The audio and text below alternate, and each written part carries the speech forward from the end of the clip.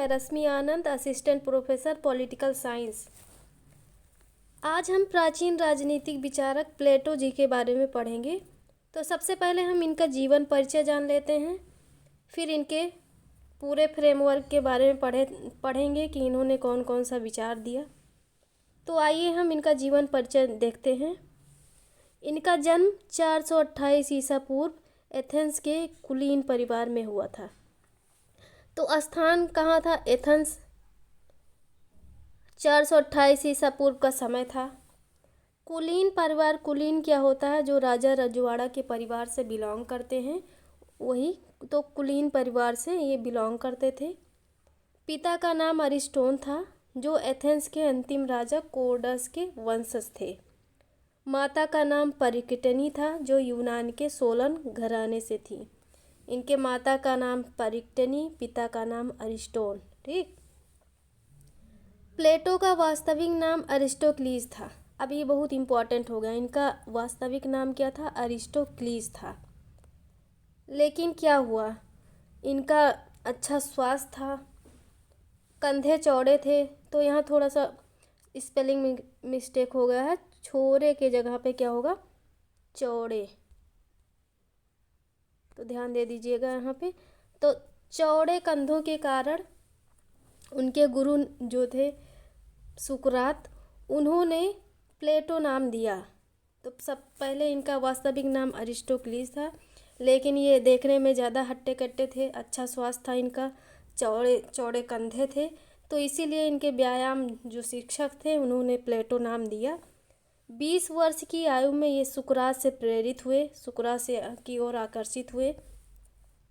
जब ये 20 साल के हुए तो सुकरात से आकर्षित होकर ये उनके शिष्य बन गए, सुकरात के।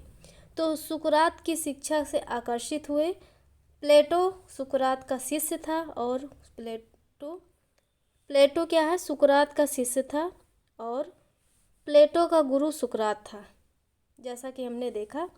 तो यहाँ पे एक शॉर्ट फॉर्म है स्पा, याद रखिएगा, स्पा। ठीक।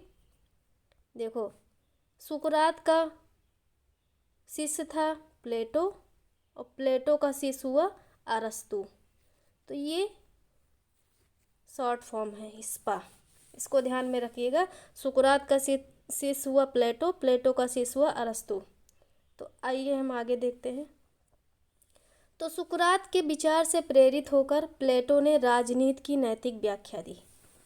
अब कौन सी नैतिक व्याख्या दी इन्होंने? और सद्गुण को ज्ञान माना। अब यहाँ सद्गुण होगा, गुण है। ठीक। सद्गुण को इन्होंने ज्ञान माना। जो विचार प्लेटो ने सद्गुण का विचार है, वहाँ वो कहाँ से लिया? सुकरात से लिया। तो ये इन्होंने सद्गुण ही ज्ञान, जो इनका क्वेश्चन था, ये विचार कहाँ से लिए? तो सुकरात से लिए। क्वेश्चन पूछा भी जा सकता है कि सद्गुण ही ज्ञान है, ये किसका कथन है? सुकरात का। सद्गुण ही ज्ञान है, ये कथन प्लेटो ने कहाँ से लिया? तो सुकरात से ग्रहण किया। और शासन कला को उच्चतम कला की संज्ञा दी। प्लेटो कह रहे हैं शासन कला क्या है? सबसे उच्चतम कला है, और विवेक पर बल दिया। जिसके अंदर ज़्यादा विवेक होगा, जो ज़्यादा ज्ञानी होगा, वो जो है शासन कला में ज़्यादा अच्छा परफॉर्म कर सकता है, शासन को अच्छे से चला सकता है, उसके अंदर अच्छी कला होगी शासन चलाने की। तो 399 ईसा पूर्व सुकरात को मृत्युदंड दिया गया। अब ये मृत्युदंड क्यों दिया गया, ये जानना जरूरी है। तो उस समय, सुकरात के समय में एथेंस में लोकतंत्र का शासन था। तो वहाँ ज्ञानी अज्ञानी कोई भी राजा बन जाता था। एक प्रकार से अंधेर नगरी चौपट राजा जैसी कहानी थी। तो वहाँ का शासन व्यवस्था बहुत उथल पुथल थी, एकदम सब लूट घसूट मचाए थे शासन करने के लिए। तो सुकरात ने क्या किया? जो उस समय शासन व्यवस्था थी उसका विरोध किया, उसके खिलाफ अपने विचार दिए। तो वहाँ की जो सरकार थी उन्होंने क्या किया? सुकरात को ही उल्टा मृत्युदंड दिया, क्योंकि उन्होंने उस समय की सरकार के विरुद्ध लिखा था, जो समाज में, जो राज्य में उसका बुरा प्रभाव पड़ रहा था। जनता त्रस्त हो गई थी शासन के कारनामों से। तो सुकरात ने उसको उजागर करने की कोशिश की। तो उनको क्या किया, लोकतंत्र की जो सरकार थी उसने मृत्युदंड दिया जब प्लेटो 28 वर्ष का था। सुकरात को मृत्युदंड देने से प्लेटो के जीवन में एक नया मोड़ आया। ठीक, जब 28 वर्ष के थे इनके गुरु सुकरात को मृत्युदंड दिया गया तो प्लेटो के जीवन में एक नया मोड़ आया। सुकरात ने क्या किया, एथेंस के लोकतंत्र के खिलाफ, जैसा कि हमने बताया, खिलाफ अपने विचार दिए, जिससे वहाँ की सरकार ने ज़बरदस्ती सुकरात को मृत्युदंड दिया और उनको जहर का प्याला पीने पर विवश किया। ठीक है, यहाँ तक क्लियर हो गया होगा आपको। तो क्या हुआ, क्योंकि उस समय क्या था, एथेंस में बहुत ही खराब शासन व्यवस्था थी। लोग शासन करने के लिए आपस में कट मर रहे थे। वहाँ की शासन व्यवस्था बहुत उथल पुथल थी। कोई भी राजा बन जाता था, जैसे चाहे ज्ञानी हो चाहे अज्ञानी हो, सब बराबर थे। अंधेर नगरी चौपट राजा जैसी कहानी थी। इसीलिए सुकरात लोकतंत्र से घृणा करने लगे और सबसे भ्रष्ट शासन किसको माना, लोकतंत्र को माना। तो ये अपने गुरु सुकरात से बहुत ही प्रेरित हुए और इन्होंने भी लोकतंत्र को सबसे भ्रष्ट शासन व्यवस्था माना और ये भी लोकतंत्र से घृणा करने लगे। अब आगे हम बढ़ते हैं। प्लेटो अपनी रचना रिपब्लिक में, अब इनकी बहुत ही महत्वपूर्ण बुक है रिपब्लिक में, सुकरात के सत्य तथा न्याय को उचित ठहराने का प्रयास किया। इनके जीवन का ध्येय बन गया। अब इनके जीवन का लक्ष्य क्या था, ये क्या करना चाह रहे थे, ये जो इनके गुरु सुकरात को मृत्युदंड दिया गया था लोकतंत्र की सरकार में, तो उसको जो सुकरात ने जो सत्य को उजागर करने की कोशिश की थी, तो ये चाहते थे कि हम अपने जो सुकरात थे इनके गुरु, उनके विचार को ऊपर उठाएं, जो वो सत्य और न्याय को उचित ठहराना चाहते थे, तो उनके विचारों को दबा दिया गया था। वही काम इन्होंने क्या किया, इनके जीवन का वही काम था कि इन्होंने अपनी रिपब्लिक में, इनकी बुक जो थी उसमें ये सत्य और न्याय को उचित ठहराने का प्रयास किया अपने विचारों के माध्यम से, अपने ग्रंथ में रिपब्लिक में। तो लोगों का विचार है कि वह इस समय इस दौरान इटली, यूनान और मिस्र के देशों में घूमता रहा और भारत में गंगा नदी के तट पर भी आया। ठीक, अब ये गणित से बहुत ही प्रभावित थे। इन्होंने यहाँ तक कि लिखवा भी दिया था, जो इनकी अकादमी थी उसके बाहर दरवाजे पर एक प्लेट, मतलब नेम प्लेट कर दिया था कि जिसको गणित का ज्ञान नहीं है वो इस अकादमी में प्रवेश नहीं कर सकता। तो ये पाइथागोरस के सिद्धांत का ज्ञान प्राप्त करने के लिए इटली और सिसिली गए। ठीक, इसलिए इटली और सिसिली की यात्रा पर गए, क्या करने के लिए, पाइथागोरस के सिद्धांत का ज्ञान प्राप्त करने के लिए। तो सिसिली के राजा डियोनिसिस से इनकी भेंट हुई। ये बहुत ही याद रखना आप डियोनिसिस को, क्योंकि इन्हीं को क्या है, इन्होंने, प्लेटो ने दार्शनिक राजा बनाने का प्रयास किया था लेकिन वो सफल नहीं हुए। अब क्या हुआ, 388 ईसा पूर्व, जो ईस्वी पूर्व हुआ, 388 ईस्वी पूर्व, आयु के 40वें वर्ष में अकादमी नामक शिक्षण संस्था की स्थापना की। अब अकादमी कब स्थापित की, जब 40वें वर्ष के हुए, ये 40 वर्ष के हुए, तो जिसको यूरोप का प्रथम विश्वविद्यालय होने का गौरव प्राप्त हुआ। अब जो इन्होंने अपनी अकादमी खोली थी, की स्थापना की थी, वही आगे चलकर क्या हुआ, यूरोप का प्रथम विश्वविद्यालय बना। ठीक, यहाँ तक क्लियर हो गया होगा आपको। सिसिली के राजा डियोनिसिस द्वितीय को दार्शनिक बनाने का प्रयास किया लेकिन वे सफल नहीं हुए। प्लेटो को दार्शनिकों का राजा और राजाओं का दार्शनिक बनाने वाला कहा जाता है। Very very important this point, ये क्वेश्चन आया है एग्जाम में कि दार्शनिकों को राजा और राजाओं का दार्शनिक बनाने वाला कहा जाता है। किसने कहा है, तो प्लेटो ने कहा है। 347 ईस्वी पूर्व में 81 वर्ष की आयु में अरस्तु आदि सैकड़ों शिष्यों को पीछे छोड़कर यह अमर दार्शनिक मृत्यु की गोद में सो गया। अब 81 वर्ष की आयु में इस महान दार्शनिक प्लेटो की मृत्यु हो गई 347 ईस्वी पूर्व में। प्लेटो ने राजशास्त्र का विवेचन 3 कृतियों में किया है। अब इनके राजशास्त्र का हमें विचार कहाँ से मिलता है, इनकी 3 कृतियों से मिलता है। एक रिपब्लिक हो गई, स्टेट्समैन और लॉज। ये सारी बुक्स जो हैं बहुत इम्पॉर्टेंट है। रिपब्लिक, स्टेट्समैन और लॉज एग्ज़ाम में पूछी भी गई हैं। प्लेटो ने अपने सभी ग्रंथ क्या है, प्रश्नोत्तर, संवाद और द्वंद्वात्मक पद्धति में लिखी हैं। प्लेटो को कल्पनावादी दार्शनिक कहा जाता है।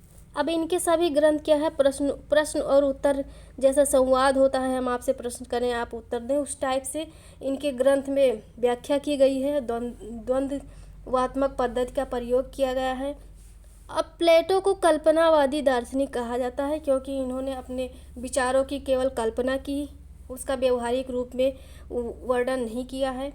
जैसे कि आप इसका एग्जाम्पल ले लीजिए, आप सोचते हैं कि मैं डॉक्टर बन जाऊं, इंजीनियर बन जाऊं, लेकिन आप उसके लिए पढ़ाई नहीं करते, आप उसको व्यवहारिक जीवन में लागू नहीं करते, तो आप कैसे बन सकते हैं डॉक्टर और इंजीनियर। इसी प्रकार से इन्होंने क्या किया, अपने जो सिद्धांत था उसका केवल कल्पना की, उसको व्यवहारिक रूप में लागू नहीं किया। ठीक, तो अध्ययन पर विधि क्या है, सृजनात्मक एवं रचनात्मक विधि है इनकी अध्ययन करने की। सोदेशात्मक पद्धति का प्रयोग किया है। अब सोदेशात्मक क्या है, किसी भी चीज़ का कुछ न कुछ उद्देश्य होता है और क्या है, उस उद्देश्य की प्राप्ति के लिए वो निरंतर एफर्ट करता रहता है उसको प्राप्त करने के लिए। तो किसी भी चीज़ के पीछे कुछ ना कुछ उद्देश्य अवश्य होता है। ठीक, अब रचनाएं क्या हैं जहाँ से ज़्यादा क्वेश्चन पूछे जाते हैं अक्सर, अपोलॉजी, क्रीटो, यूथ्रिपो, Gorgias, Meno, Protagoras, Symposium, Phaedo, Republic. Next है फेडरस हो गई, डायलॉग्स, कथोपकथन, Parmenides, Theaetetus, Sophist, Statesman, Philebus, Timaeus, Laws, Republic. एक बार हम फिर रिपीट कर देते हैं। अपोलॉजी हो गया क्रीटो, यूथ्रिपो, Gorgias, Meno, Protagoras, Symposium, Phaedo, Republic. Phaedrus, कथोपकथन, Parmenides, Theaetetus, Sophist, Statesman, Philebus, Timaeus, Republic, Laws. These are main points, main books.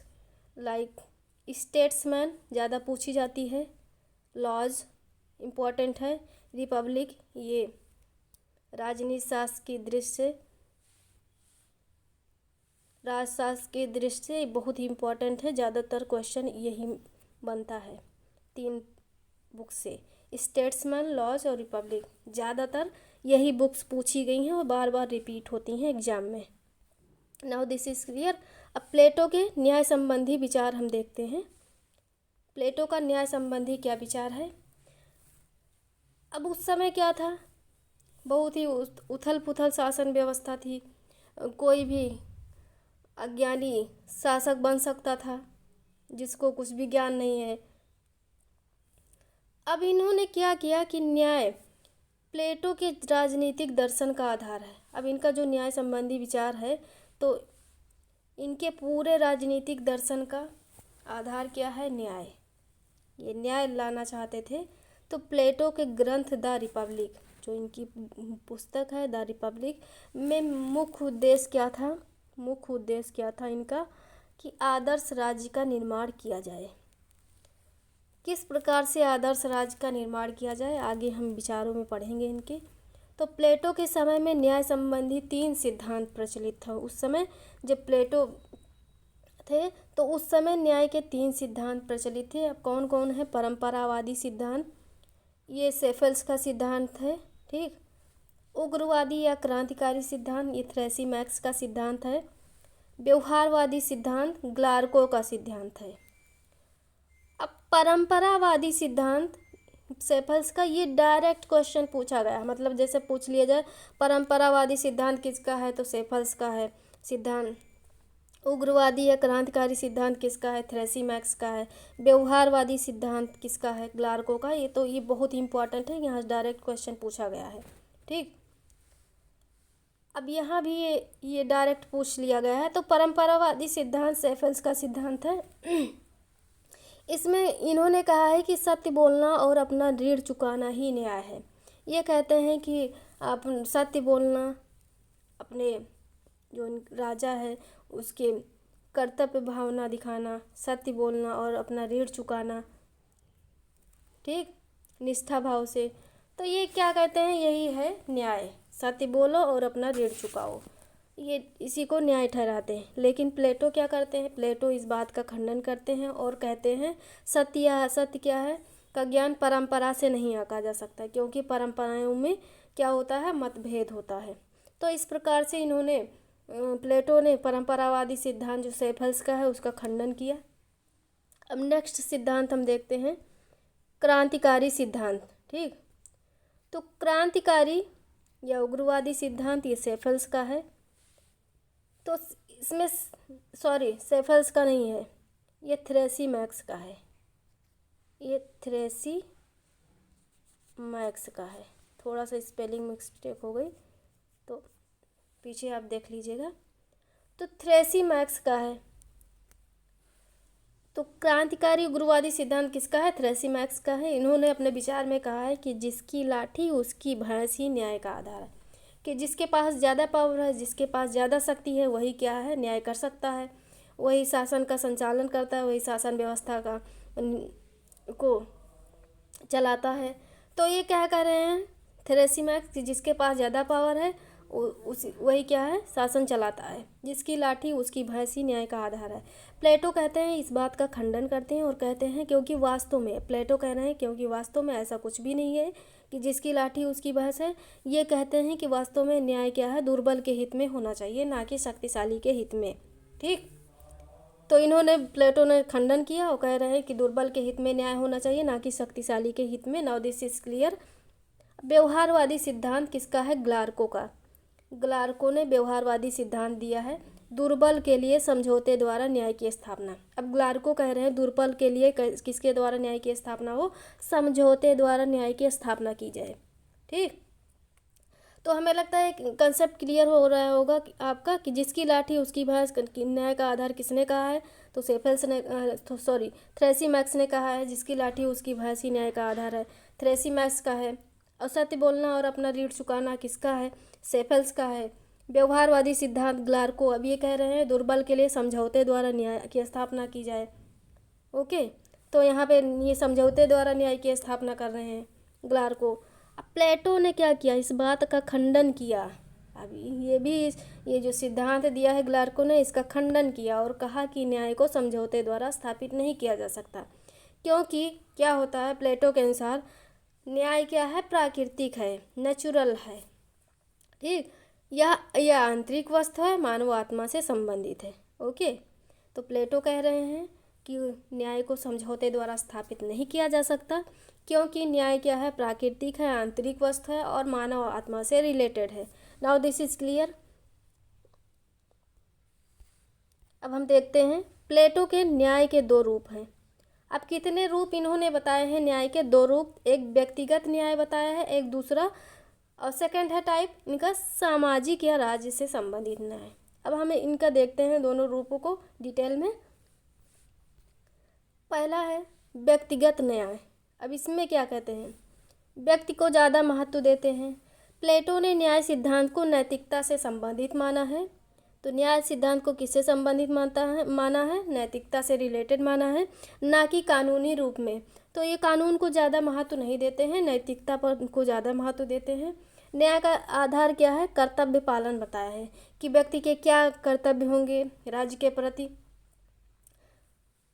न्याय को मानव आत्मा से संबंधित माना है।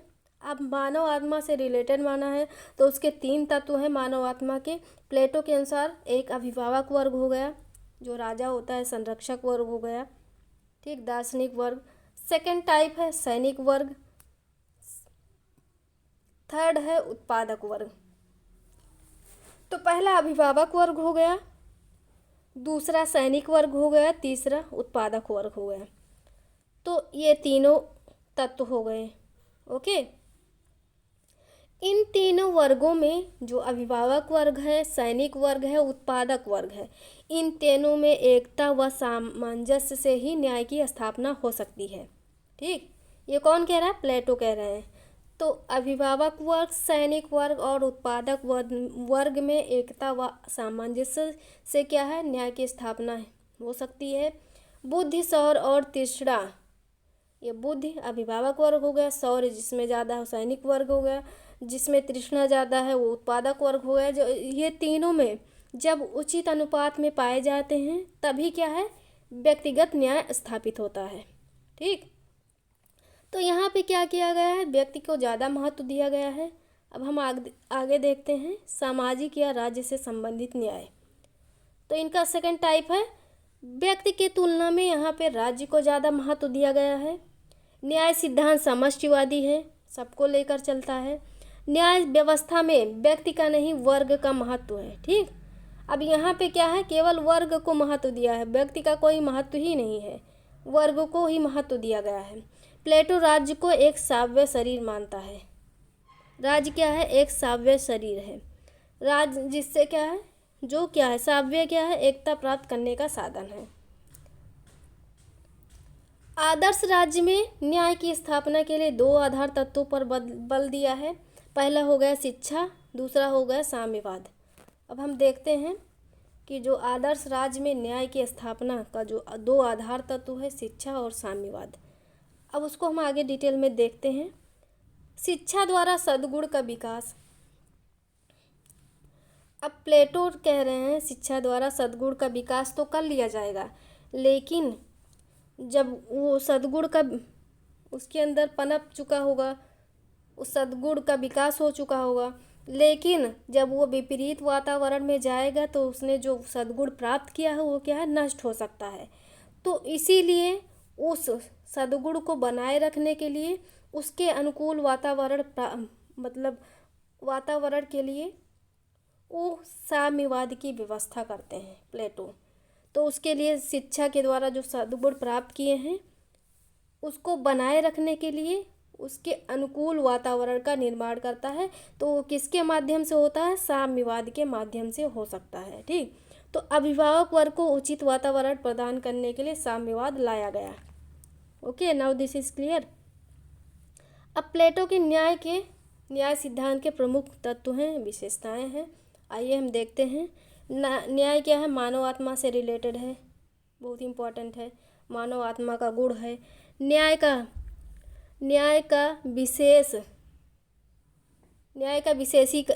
है, विशेषीकरण पर आधारित है।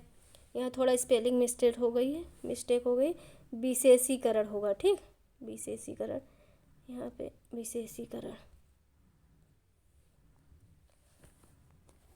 तो न्याय क्या है, विशेषीकरण पर आधारित है। एक व्यक्ति को एक ही कार्य करना चाहिए, कार्य विशेषीकरण, सॉरी। तो न्याय क्या हो गया, कार्य विशेषीकरण पर आधारित है। मानव आत्मा का गुण है। ठीक, न्याय कार्य विशेषीकरण पर आधारित है कि जिस व्यक्ति को जो काम पसंद हो, जैसे कोई डॉक्टर बनना चाहता है तो डॉक्टरी का पेशा अपनाए, कोई इंजीनियर बनना चाहता है तो इंजीनियर का काम करे। तो इस प्रकार से जिस व्यक्ति को जो काम पसंद हो वो उस काम को करने में कुशल हो, वो काम कर सकता है और उसी क्षेत्र में अच्छा प्रगति कर सकता है। तो ये कार्य विशेषीकरण पर आधारित हो गया इनका न्याय। कर्तव्य पालन से संबंधित होता है। न्याय क्या है, कर्तव्य पालन से रिलेटेड है कि व्यक्ति के कर्तव्यों की बात की गई है, अधिकारों की बात नहीं की गई। कि व्यक्ति का क्या कर्तव्य होगा अपने राज्य के प्रति, केवल उसी की ही बात की गई है। ठीक, व्यक्ति के अधिकारों की बात ही नहीं की गई है। This is clear. अहस्तक्षेप के सिद्धांत पर आधारित है। न्याय क्या है, अहस्तक्षेप के सिद्धांत पर आधारित है। तो राज्य के तीन वर्ग हो गए,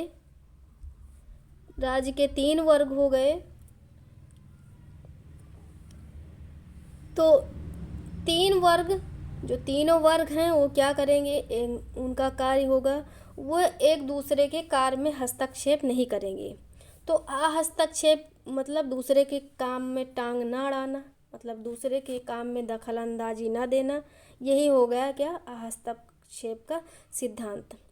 ओके, तो राज्य के तीनों वर्ग क्या है, अपना अपना काम करेंगे और एक दूसरे के काम में दखल अंदाजी नहीं करेंगे, हस्तक्षेप नहीं करेंगे। सावयवी एकता का सिद्धांत है कि ये जो राज्य के 3 वर्ग हैं, अभिभावक वर्ग, सैनिक वर्ग और उत्पादक वर्ग, इनमें एकता और सामंजस्य बना रहे, वही सावयवी एकता का सिद्धांत है। सावयवी एकता क्या है? अहस्तक्षेप और कार्य विशेषीकरण का जो सिद्धांत है, इसके बावजूद क्या है, ये अहस्तक्षेप कार्य विशेषीकरण के सिद्धांत होते हुए भी इन तीनों में राज्य के जो 3 वर्ग हैं, इनमें एकता और सामंजस्य बना रहे, यही सावयवी एकता का सिद्धांत है। ठीक, कि तीनों वर्ग अपना काम करते रहें, उनमें एकता और सामंजस्य बना रहेगा, तो सावयवी एकता इसी से निकला है। ठीक,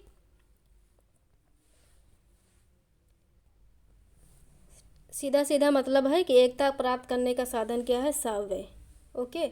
दार्शनिक शासक का विशेष स्थान है, मतलब दार्शनिक, ये कह रहे हैं दार्शनिकों को ज़्यादा असीमित शक्तियाँ दी गई हैं, उनको असीमित शक्तियाँ गई हैं, उन पर कोई प्रकार का बंधन नहीं है, वो निरंकुश हो सकता है। तो दार्शनिक शासक का विशेष स्थान दिया गया है, को ज़्यादा विशेष स्थान दिया गया है। तो हमें लगता है ये कंसेप्ट क्लियर हो गया होगा। न्याय क्या है? मानव आत्मा का गुण है। न्याय कार्य विशेषीकरण पर रिलेटेड है, आधारित है। कर्तव्य पालन से रिलेटेड है। हस्तक्षेप के सिद्धांत पर आधारित है। सावयवी एकता का सिद्धांत है।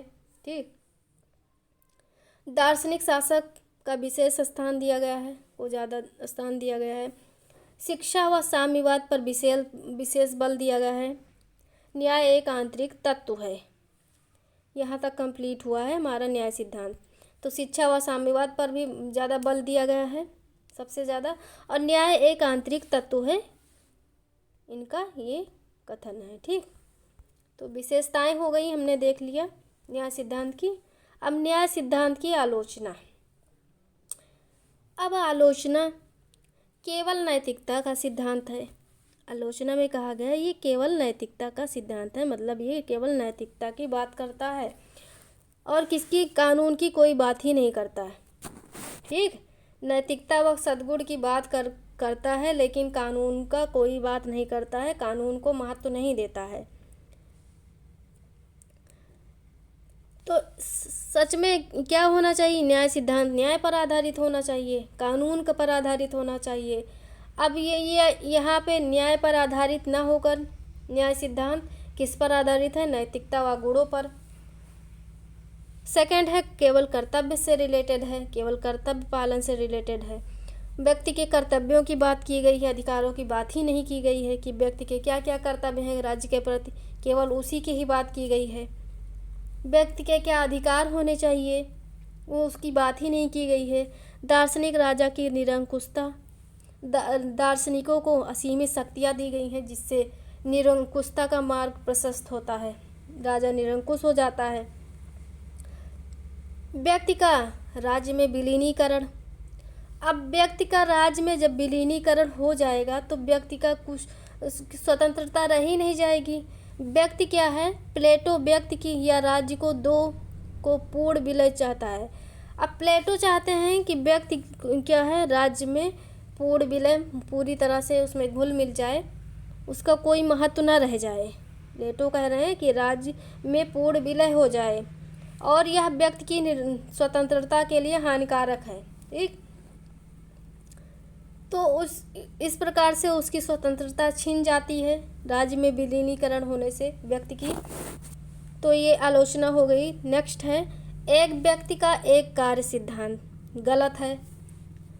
तो ये जो कह रहे हैं कार्य, एक व्यक्ति का एक कार्य और कार्य के विशेषीकरण पर आधारित जो सिद्धांत है, जिसे स्वीकार कर लेने पर व्यक्ति का सर्वांगीण विकास संभव नहीं है।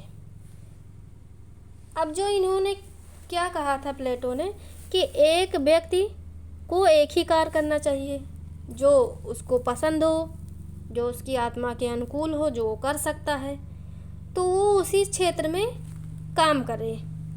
मतलब एक व्यक्ति एक ही काम को करे। तो एक व्यक्ति एक ही काम को करे और कार्य का विशेषीकरण हो गया इस प्रकार से। तो ये जो सिद्धांत आधारित है कार्य विशेषीकरण पर, तो इसमें कहा गया है आलोचना में, इसको स्वीकार कर लेने से क्या है? व्यक्ति का सर्वांगीण विकास नहीं हो सकता है। अब क्यों नहीं हो सकता है? क्योंकि अगर जैसे आप कहीं जॉब कर रहे हैं तो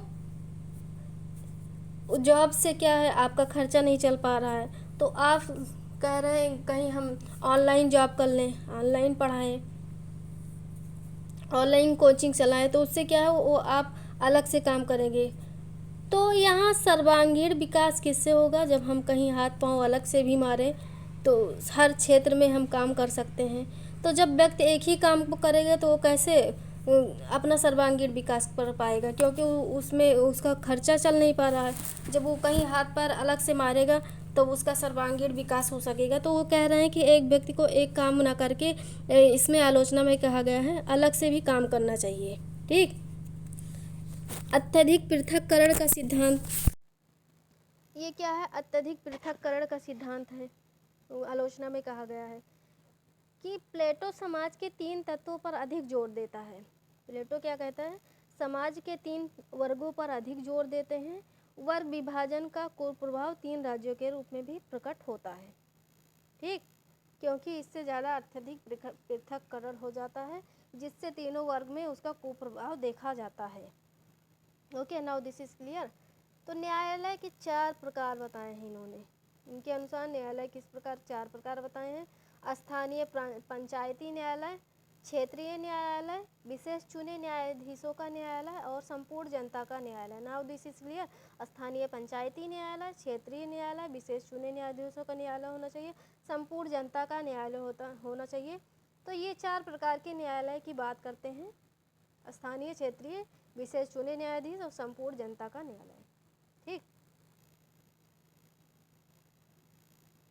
अब प्लेटो की शिक्षा संबंधी विचार क्या है। प्लेटो ने रिपब्लिक में न्याय की स्थापना के लिए 2 आधार स्तंभों पर बल दिया था। एक शिक्षा हो गया, एक साम्यवाद, जैसा कि हमने देखा। इनकी बुक है रिपब्लिक, इसमें इन्होंने न्याय के आधार स्थापना के लिए 2 आधार स्तंभों पर बल दिया है। तो इनका पूरा का पूरा न्याय किस पर टिका है, शिक्षा और साम्यवाद पर। अब यहाँ हम क्वेटेशन देखते हैं, बहुत इंपॉर्टेंट है, ये बार बार पूछी जाती है और पूछी भी गई एग्जाम में। तो रूसो ने क्या कहा है, रिपब्लिक को शिक्षा पर लिखा गया ग्रंथ कहा है। तो शिक्षा पर लिखा गया ग्रंथ ये किसने कहा है, रूसो ने कहा है। किसके बारे में कहा है, प्लेटो के बारे में कहा है, क्योंकि प्लेटो की बुक है रिपब्लिक। तो ये पूछा गया है डायरेक्ट कि रिपब्लिक को शिक्षा पर लिखा गया ग्रंथ किसने कहा है, तो रूसो ने कहा है। अब प्लेटो का एक कथन है, प्लेटो ने कहा है कि राज वृक्ष या चट्टानों से नहीं बनता। प्लेटो कह रहे हैं कि राज क्या है, वृक्ष या चट्टानों से नहीं निर्मित होता है, बल्कि उन जो व्यक्ति उनमें निवास करते हैं उन व्यक्तियों के चरित्र से निर्मित होता है। प्लेटो कह रहे हैं राज वृक्ष या चट्टानों से निर्मित नहीं होता, बल्कि उन व्यक्तियों के चरित्र से निर्मित होता है जो उसमें निवास करते हैं, जो उसमें रहते हैं। व्यक्ति को श्रेष्ठ व चरित्रवान बनाने के लिए शिक्षा की बहुत आवश्यकता है। ठीक, नाउ दिस इज क्लियर। प्लेटो कह रहे हैं शिक्षा मानसिक रोग का मानसिक उपचार है। अब ये भी है, बहुत ही इम्पोर्टेंट है। मानसिक रोग का मानसिक उपचार किसने कहा है, प्लेटो ने।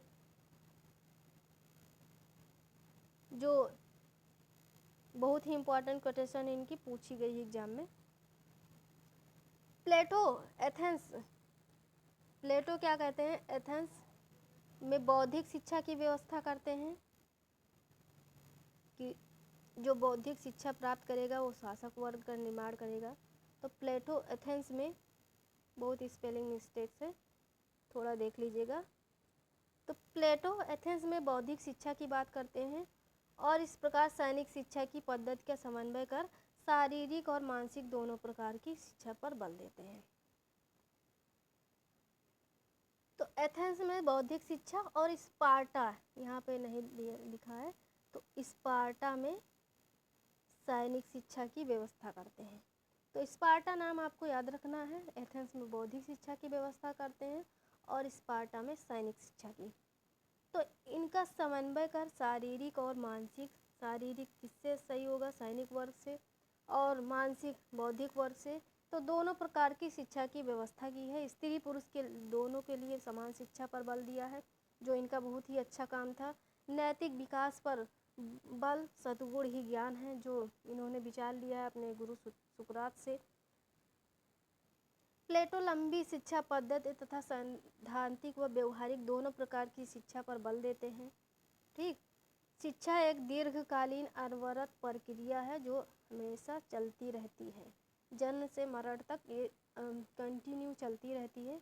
तो ये आजीवन प्रक्रिया है। शिक्षा केवल उच्च वर्ग के लिए है। अब यहाँ केवल क्या है, उच्च वर्ग के लिए ही शिक्षा की बात करते हैं, जैसा कि हम देखते हैं अभी इनके विचार में। शिक्षा का पाठ्यक्रम आयु भेद व वर्ग भेद पर आधारित है। तो उच्च वर्ग के लिए है, आयु भेद व वर्ग भेद पर आधारित है। शिक्षा में गणित को ज़्यादा महत्व दिया गया है। प्लेटो ने, जैसा कि प्लेटो ने अपनी अकादमी के बाहर दरवाजे पर नेम प्लेट लिखवा दिया था कि जिसे अंक गणित का ज्ञान नहीं हुआ इसमें प्रवेश नहीं कर सकता। ठीक, अब प्लेटो की शिक्षा योजना। प्लेटो ने शिक्षा को अवस्था, आयु और वर्ग के आधार पर विभाजित किया है। अब यहाँ हम देखते हैं किसके आधार पर विभाजित किया है, आयु और वर्ग के अवस्था, आयु या और वर्ग के स्थान पर, आधार पर। ओके, तो प्रारंभिक शिक्षा हो गई, उच्च शिक्षा। अब हम प्रारंभिक शिक्षा को देखते हैं। तो प्रारंभिक शिक्षा हो गई, तो इसको बाल्यकाल से युवावस्था तक के लिए बांट दिया गया है। तो प्रारंभिक शिक्षा कब से है, बाल्यकाल से युवावस्था तक के लिए है प्रारंभिक शिक्षा, जो 3 चरण में गुजरती है। ठीक, प्रारंभिक शिक्षा होगी, प्रारंभिक शिक्षा बाल्यकाल से युवावस्था के लिए 3 चरणों में गुजर। प्रारंभिक जो प्रथम भाग वो 6 वर्ष तक चलेगा, माध्यमिक होगा 6 से 18 वर्ष, और सैनिक शिक्षा जो तीसरी होगी वो क्या होगा, 18 से 20 वर्ष। ठीक, तो इस प्रकार से प्रारंभिक शिक्षा 3 चरणों में गुजरती है। पहली 6 वर्ष तक, दूसरी 6 से 18 वर्ष तक, और तीसरी 18 से 20 वर्ष तक। ठीक, तो प्रारंभिक शिक्षा 6 वर्ष तक चलती है, जिसमें नैतिक और धार्मिक शिक्षा दी जाती है। और माध्यमिक शिक्षा 6 से 18 वर्ष तक चलती है, इसमें बौद्धिक और शारीरिक शिक्षा, साथ ही संगीत और व्यायाम ये सब सिखाया जाता है। और थर्ड सैनिक शिक्षा हो गई, जो 18 से 20 वर्ष तक चलती है, जिसमें कठोर सैनिक शिक्षा दी जाती है, जिससे आत्मनियंत्रण और साहस तथा अनुशासन का विकास किया जाए। ठीक, तो इस प्रकार से ये 3 चरणों में गुजरती है। अब उच्च शिक्षा क्या हो गया, उच्च शिक्षा में, उच्च शिक्षा को 2 भागों में बांटा गया है। नंबर 1 20 से 30 वर्ष तक की। ठीक, तो उच्च शिक्षा 20 से 30 वर्ष तक चलती है एक पहले भाग में, और दूसरे भाग में 30 से 35 वर्ष तक चलती है। अब हम उच्च शिक्षा को देखते हैं। उच्च शिक्षा क्या है, 20 से 30 वर्ष तक, इसमें क्या है 4 विषय शामिल होंगे। अब कौन कौन से विषय इसमें शामिल हैं, अंक गणित, रेखा गणित, ज्योतिष शास्त्र, तर्कशास्त्र। क्या क्या है, अंक गणित, रेखा गणित, ज्योतिष शास्त्र और तर्कशास्त्र। इसको बहुत ही ध्यान में रखना, इसमें से क्वेश्चन बनता है। को स्थान दिया गया है क्यों। ठीक, वैज्ञानिक अध्ययन के प्रतीक माना गया है, जिसको सबसे अधिक महत्व अंक गणित को दिया है। तो सबसे अधिक महत्व इन्होंने किसको दिया है, अंक गणित को दिया है। वह 30 से 35 वर्ष की आयु में द्वंद्व व दर्शन की शिक्षा पर बल देते हैं। द्वंद्ववाद क्या है, अब द्वंद्ववाद का थोड़ा स्पेलिंग मिस्टेक है, देख लीजिए, सही है। द्वंद्ववाद वह साधन है, अब द्वंद्ववाद क्या है, वह साधन है जिसके द्वारा विशुद्ध ज्ञान प्राप्त किया जा सके, जिसके द्वारा हम विशुद्ध ज्ञान प्राप्त कर सकते हैं। इसके संबंध में प्लेटो कहते हैं कि शासन करने का अधिकार केवल ज्ञानी लोगों को है। ठीक, केवल ज्ञानी लोगों का है, मतलब तर्कशास्त्र, तत्वमीमांसा या सीधे दर्शन का नाम दिया है इन्होंने। तो ये क्या कह रहे हैं, शासन करने का अधिकार केवल ज्ञानी लोगों को बता रहे हैं, जिनमें ज्ञान अपार है। तर्क शक्ति ज़्यादा है, तत्वमीमांसा या सीधे दर्शन का नाम देते हैं। तो द्वंद्ववाद है,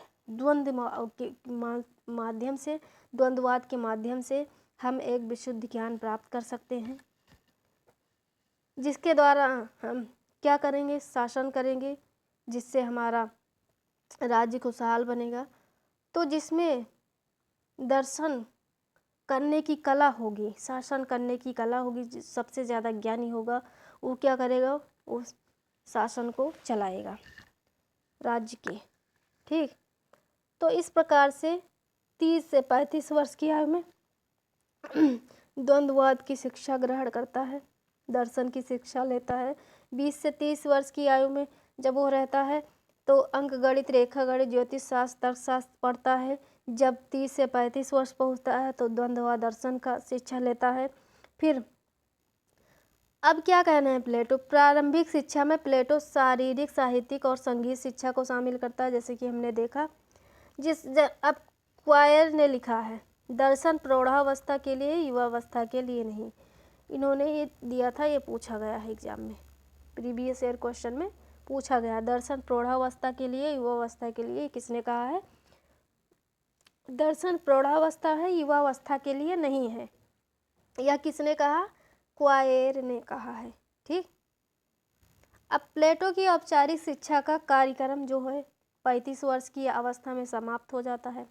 जो औपचारिक शिक्षा ग्रहण करता है प्लेटो अलग अलग विषयों के माध्यम से, तो उसका कार्यक्रम 35 वर्ष की आयु में ही समाप्त हो जाता है। ठीक, जो अवस्था होती है 35 वर्ष की, तो उस दौरान ये समाप्त हो जाता है औपचारिक शिक्षा।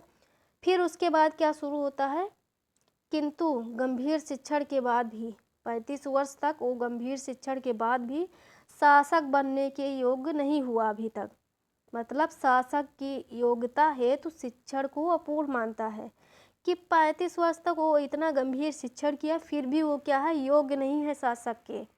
अभी क्या है, अभी केवल कोरी बौद्धिक शिक्षा ही उसको मिली है अभी तक, उसे क्या है, क्योंकि कोरी बौद्धिक शिक्षा ही अभी तक उसे मिली है, उन्हें संसार का व्यवहारिक अनुभव नहीं है। ठीक, अतः प्लेटो ने आगामी 15 वर्षों तक जीवन की पाठशाला में, अब ये फिर क्या कह रहे हैं यहाँ पे, मतलब पूरा 35 वर्ष तक औपचारिक शिक्षा बता दिए, अब ये कह रहे हैं व्यवहारिक शिक्षा। व्यवहारिक शिक्षा क्या होगा, जैसे आपको एग्जाम पास करना है तो व्यवहार में लाने के लिए आपको पढ़ना होगा, तो पढ़ना क्या होगा, व्यवहारिक शिक्षा होगी। इसी प्रकार ये कह रहे हैं यहाँ पे कि अब क्या है, व्यवहारिक ज्ञान कैसे प्राप्त किया जाए, अनुभव द्वारा, आप खुद करके देखिए। ठीक, अब जो 35 से 50 साल के बीच में जो होगा, ये जो शिक्षा ग्रहण किया जाएगा वो क्या कहलाएगा, व्यवहारिक ज्ञान। ठीक, व्यवहारिक शिक्षा होगी। तो अतः प्लेटो ने आगामी 15 वर्षों तक जीवन की पाठशाला में कठिनाइयाँ झेलकर व्यवहारिक शिक्षा प्राप्त करने की व्यवस्था की है, करने की शिक्षा की व्यवस्था की है। ठीक, तो इस प्रकार से 35 से 50 वर्ष की अवस्था तक जो शिक्षा होगी वो व्यवहारिक होगी, खुद करके सीखने वाली शिक्षा होगी। तो 50 वर्ष की आयु तक सांसारिक जीवन की कठोर परीक्षा में खरे उतरने वाले और लोक व्यवहार और शास्त्रों का गंभीर ज्ञान रखने वाले व्यक्ति को ही शासक बनाया जाता है, वही शासक बनने के अधिकारी हैं। ठीक, तो नाउ दिस इज़ क्लियर, आपको अच्छे से हो गया होगा क्लियर कि 50 वर्ष के गंभीर अध्ययन के बाद जो सांसारिक जीवन की कठोर परीक्षा है 35 से 50 वर्ष तक, 15 वर्ष तक, मतलब 35 से 50 उसको माइनस करेंगे 50 में से 35 को, तो 15 बचेगा। ठीक, तो ये 15 वर्ष जो है 35 से 50 के बीच में जो 15 वर्ष का काल है, तो इसमें सांसारिक जीवन का अनुभव करता है, उसकी कठोर परीक्षा में जो खरा उतरता है उसी को क्या है, शासक बनाया जाता है, वही शासक बनने का असली अधिकारी है। तो शिक्षा सिद्धांत की आलोचना कुछ विचारकों ने की है। प्लेटो की शिक्षा में सभी वर्गों की व्यवस्था नहीं की गई है। ठीक, जैसे कि हमने देखा कि केवल उच्च वर्ग को ही व्यवस्था की गई है, तो सभी वर्गों की व्यवस्था नहीं है शिक्षा की। सभी वर्गों के लिए साहित्य को बहुत कम महत्व दिया गया है और कला और साहित्य पर अनुचित नियंत्रण की व्यवस्था करनी चाहिए। ये कह रहे हैं साहित्य को बहुत कम महत्व। ठीक,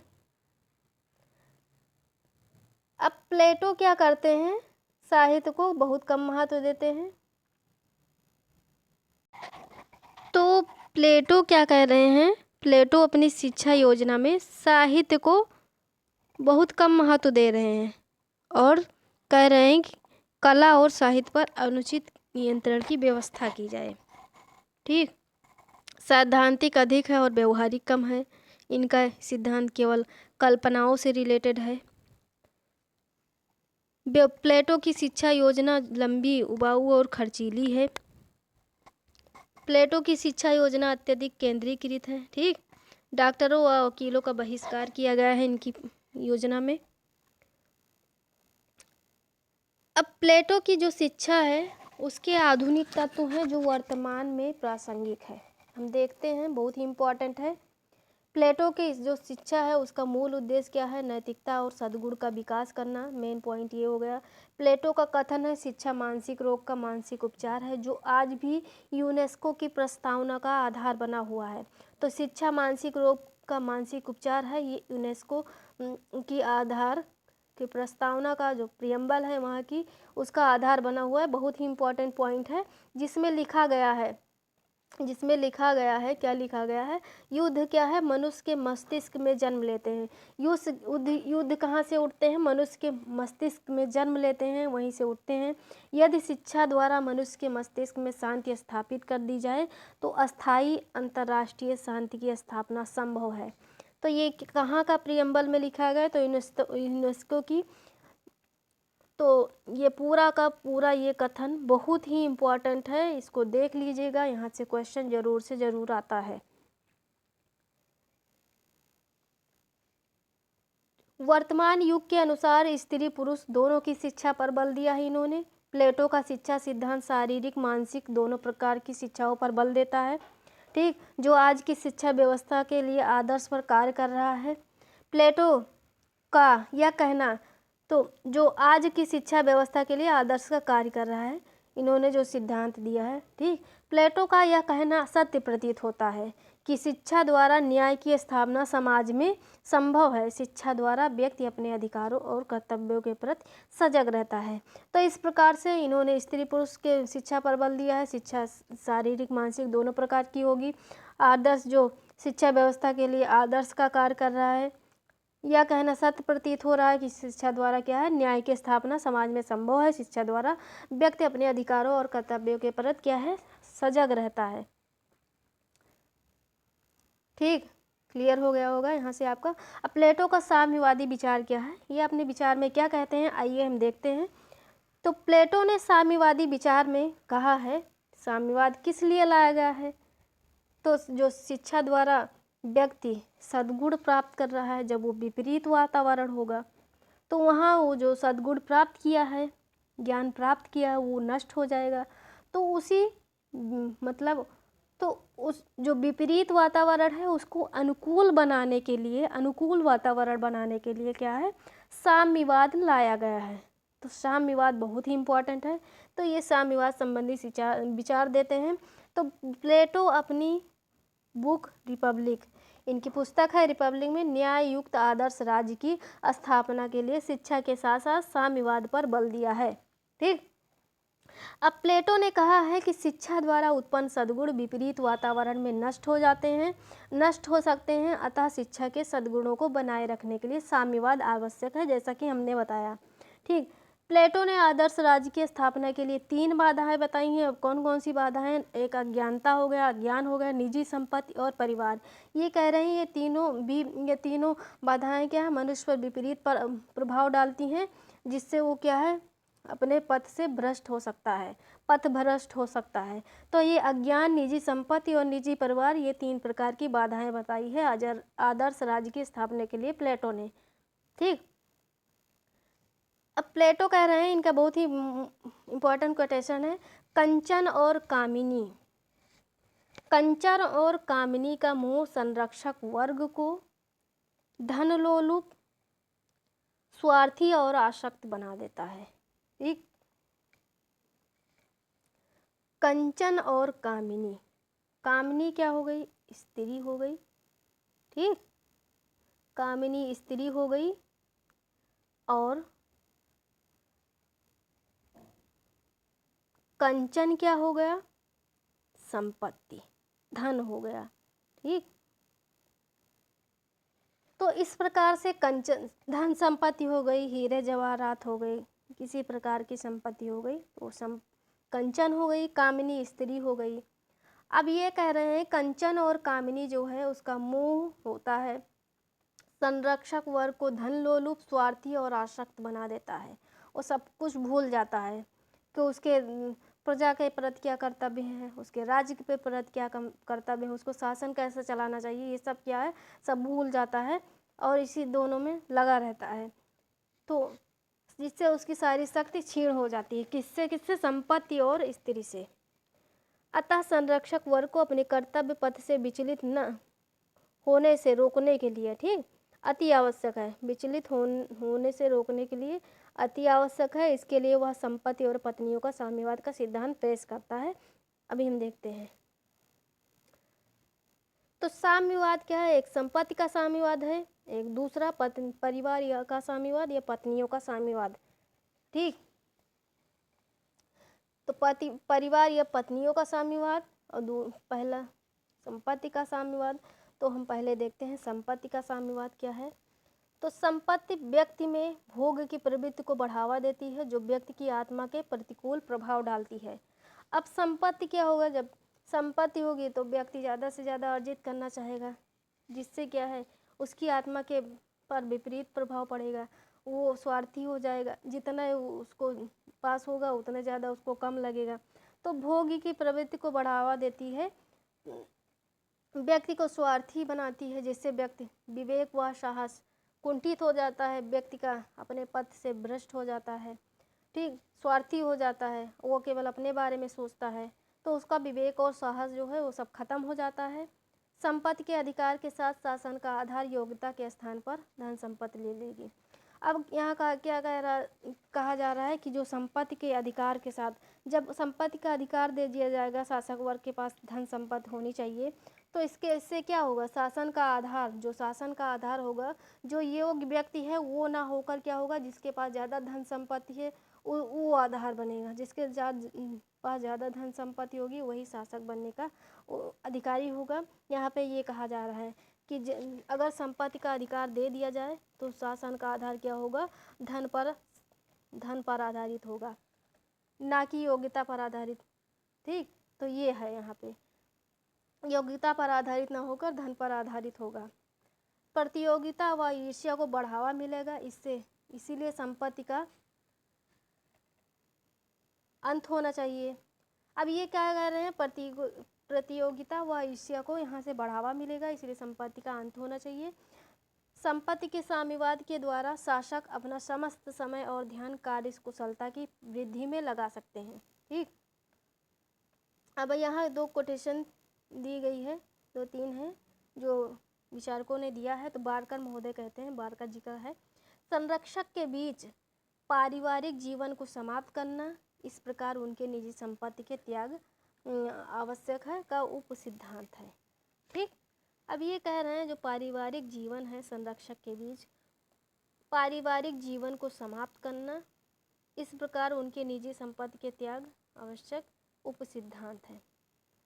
ठीक, निजी संपत्ति के त्याग करने का उप सिद्धांत है। तो ये बारकर महोदय ने कहा है, पारिवारिक जीवन को समाप्त करना मतलब निजी संपत्ति को समाप्त करने का उप सिद्धांत है। डनिंग जी कहते हैं, निजी संपत्ति और पारिवारिक संबंध, जो निजी संपत्ति हो और पारिवारिक संबंध है, प्रत्येक समुदाय में असहमति के मुख्य स्रोत हैं कि इसी से सारी जो है बुराइयां निकलती हैं, तो असहमति के मुख्य स्रोत के रूप में दिखाई देते हैं। अतः दोनों में क्या है, किसी को भी आदर्श राज्य में मान्यता नहीं मिलनी चाहिए, ये डनिंग जी कहते हैं। ना ही निजी संपत्ति को मान्यता मिलनी चाहिए, ना ही पारिवारिक संबंध को। ये कह रहे हैं क्योंकि इसके माध्यम से समुदाय में इसका कुप्रभाव पड़ता है, जो अलग अलग रूप में हमें दिखाई देता है। अब सेबाइन जी कहते हैं, सेबाइन का कथन है कि प्लेटो इतने दृढ़ रूप से सरकार पर संपत्ति के होने वाले अहितकर प्रभाव के प्रति आश्वस्त था। अब प्लेटो का इतना दृढ़ संकल्प था, मतलब इनको इतना पता था पक्का कि इसका क्या प्रभाव पड़ेगा, इस पर, समाज पर, राज्य पर क्या कुप्रभाव पड़ेगा, इससे वो पूरी तरह से उसको जानकारी थी, इतना वो उनका अनुभव था। तो सेबाइन कह रहे हैं प्लेटो इतने दृढ़ रूप से सरकार पर संपत्ति के होने वाले अहितकर प्रभाव के प्रति आश्वस्त था कि उसे इस बुराई को दूर करने के लिए संपत्ति को ही समाप्त करने के अतिरिक्त और कोई रास्ता दिखाई ही नहीं दिया। सेबाइन ने कहा है कि इतना वो दृढ़ रूप से आश्वस्त था प्लेटो कि वो जो बुराई पनप रही थी इस संपत्ति के द्वारा, तो उस संपत्ति को ही समाप्त करने का रास्ता ही उनको दिखाई दिया और कुछ नहीं। ठीक, कि न रहेगा बाज न रहेगा बांस न बजेगी बांसुरी। जब संपत्ति ही नहीं रहेगा तो उसका को प्रभाव क्या पड़ेगा, तो यहाँ पे ये है सटीक। ठीक, न रहेगा बांस न बजेगी बांसुरी। तो परिवार का साम्यवाद या पत्नियों का साम्यवाद सेकेंड टॉपिक है, सेकेंड टाइप है इनका, परिवार का साम्यवाद या पत्नियों का साम्यवाद। हम देखते हैं परिवार का मोह क्या है, धन के मोह से अधिक होता है। परिवार क्या है, परिवार के लिए व्यक्ति कुछ भी कर सकता है, अनुचित या अनैतिक कार्य करने के लिए तैयार हो जाता है। ठीक, तो परिवार का मोह क्या है, धन के मोह से ज़्यादा होता है। परिवार के उन्मूलन के पक्ष में प्लेटो का एक तर्क है नारी जात की विमुक्ति। अब नारी जात की विमुक्ति इसलिए चाहते थे कि उस समय यूनान में जो है नारियों की दुर्दशा बहुत ही खराब थी।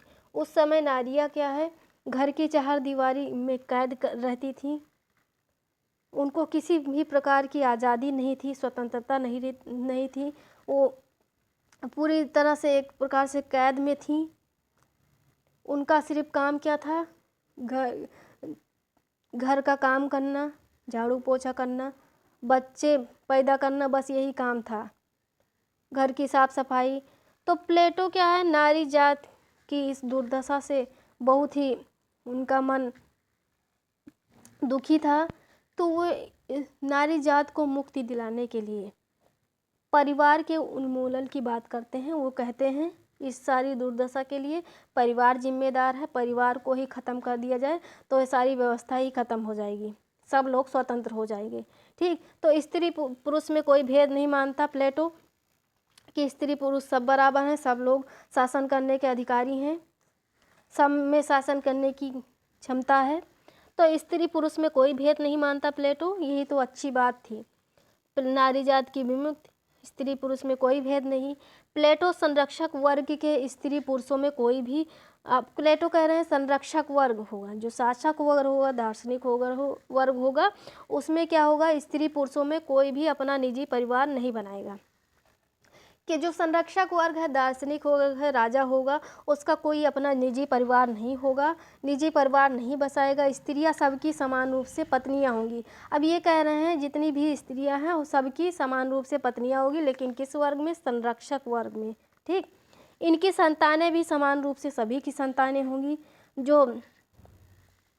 तो इस प्रकार जो पत्नी स्त्रियां हैं वो सबकी समान रूप से पत्नियां होंगी, और जो उनके बच्चे होंगे वो सभी के समान रूप से बच्चे होंगे, मतलब सभी की संतानें समान रूप से सभी की संतानें होंगी। इनकी संतानें जो होगी, ना तो माता पिता अपनी संतान को जान सकेंगे और ना संतान अपनी माता पिता को, मतलब कोई भी अपने माता पिता को न संतान को पहचान सकेगा। तो इस प्रकार से ठीक, स्त्रियां भी मुक्त होकर प्रशासन में भाग लेंगी। तो परिवारों में संघर्ष का अंत होगा, इस प्रकार से कह रहे स्त्रियां भी मुक्त होकर प्रशासन में भाग लेंगी। जब परिवार ही नहीं रहेगा तो जिम्मेदारी भी नहीं रहेगी। इस प्रकार से मतलब ये सब प्रकार के कह रहे हैं किस प्रकार से शोषण हो रहा है स्त्रियों का, तो वो परिवार के माध्यम से हो रहा है। तो परिवार को नष्ट करने की बात कर रहे हैं, जिससे स्त्रियां भी हैं शासन प्रशासन में भाग ले सके। परिवार में संघर्ष का अंत होगा, अंततः क्या होगा, राज्य की एकता में वृद्धि होगी। अभिभावक पारिवारिक कार्यों से स्वतंत्र होकर राज्य के लिए कार्य कर सकेंगे। अतः अभिभावक वर्ग होगा, जो दार्शनिक वर्ग है, राजा है, की कार्य क्षमता में वृद्धि होगी। अभिभावक वर्ग या संरक्षक वर्ग में शासक और सैनिक दोनों आते हैं। ठीक, लेकिन पूर्णतः शासक वर्ग ही योग्य होता है शासन करने के लिए। ठीक, लेकिन अभिभावक वर्ग में या संरक्षक वर्ग में कौन कौन, दोनों भी आते हैं, शासक और सैनिक वर्ग। लेकिन शासक वर्ग में ज़्यादा क्षमता होती है, ज़्यादा योग्यता होती है, वो ज़्यादा कुशल होता है अपने शासन को चलाने के लिए। तो राज्य परिवार का स्वरूप तय करेगा। राज्य ही क्या करेगा, राज्य ही परिवार का स्वरूप तय करेगा कि कैसा होगा। राज्य ही तय करेगा को जो स्त्री पुरुष के साथ संबंध बनाएगी, जो यौन संबंध बनाएगी, वो कब और किसके साथ बनाएगी, वो स्थान निर्धारित करेगा, वो कहाँ कब और किसके साथ यौन संबंध बनाएगी। ठीक। राज्य क्या है, बच्चों के पालन पोषण का पूरा ध्यान रखेगा। अब राज्य ही क्या करेगा, बच्चे के पालन पोषण का पूरा ध्यान रखेगा। बच्चा पैदा करने की आयु स्त्री की कितनी होनी चाहिए, 20 से 40 वर्ष, और पुरुष की कितनी बताते हैं, 25 से 55 वर्ष। तो यहाँ हमने ये देखा उद्देश्य क्या है इनका, ये जो परिवार का साम्यवाद है या पत्नियों का साम्यवाद, इसमें उद्देश्य क्या है इनका। तो उद्देश्य नारी जात की मुक्ति चाहती थी। जैसे कि हमने बताया एथेंस में उस समय बहुत ही खराब व्यवस्था थी, नारियों को पूरी तरह से बंधनों में जकड़ी हुई थी। तो उसी बंधन को तोड़ने के लिए नारी जात की मुक्ति चाहते थे।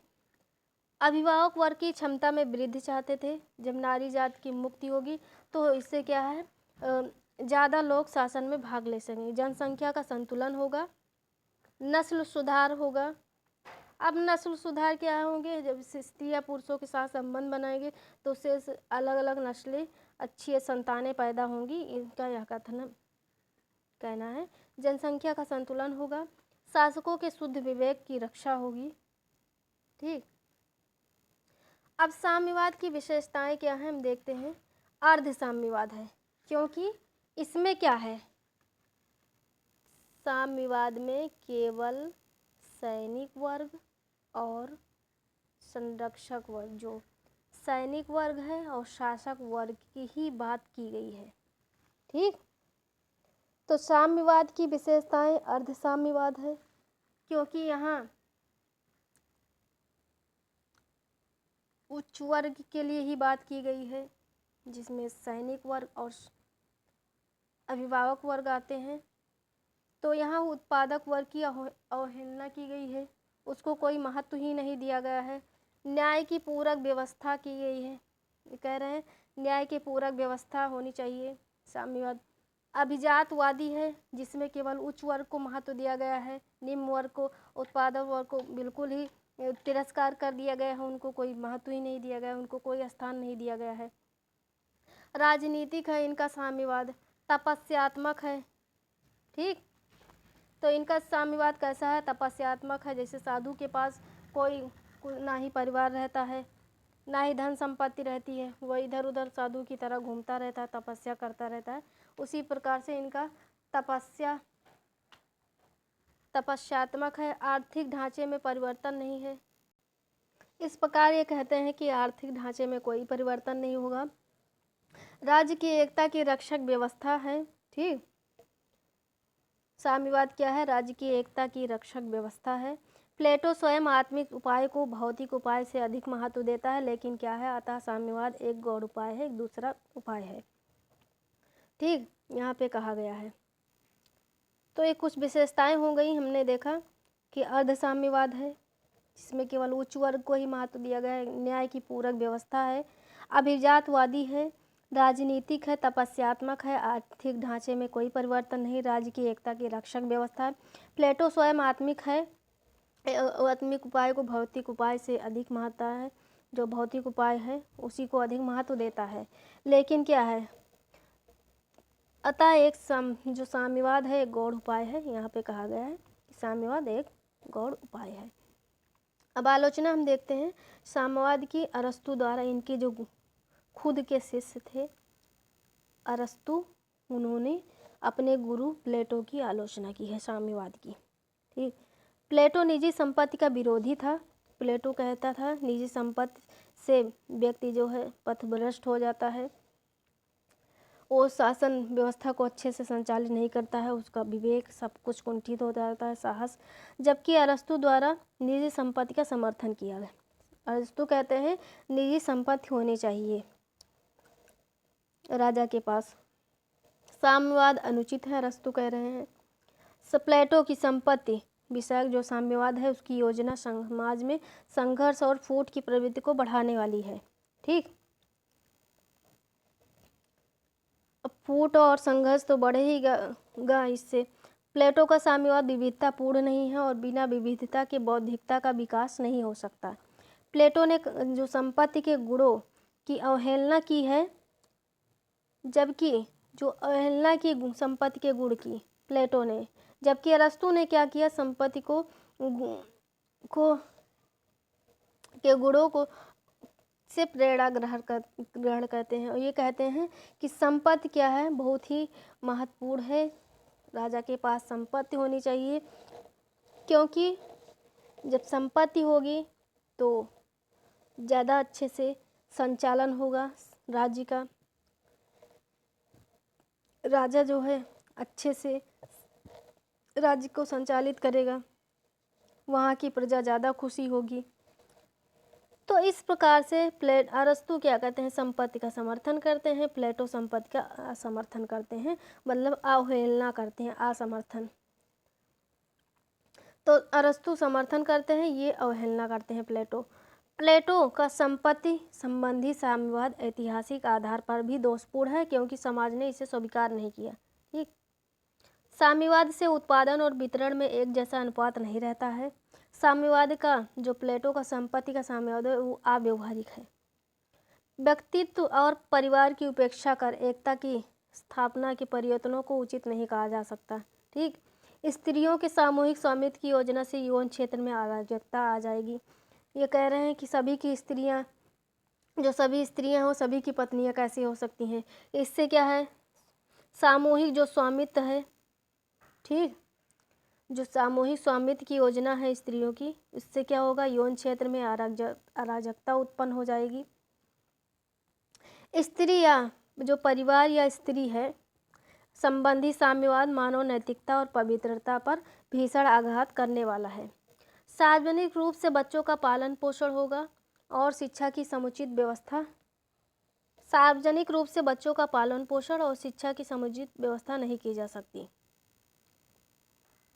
जो प्लेटो कह रहे हैं कि राज्य द्वारा ही बच्चों का पालन पोषण किया जाएगा सार्वजनिक रूप से और शिक्षा की व्यवस्था की जाएगी, लेकिन अरस्तु कह रहे हैं उनका जो आलोचना कर रहे हैं अरस्तु जी। अब ये कह रहे हैं कि कैसे ये संभव नहीं है। ठीक, ये जो समुचित व्यवस्था है बच्चों के पालन पोषण और शिक्षा की, वो ये सही नहीं है।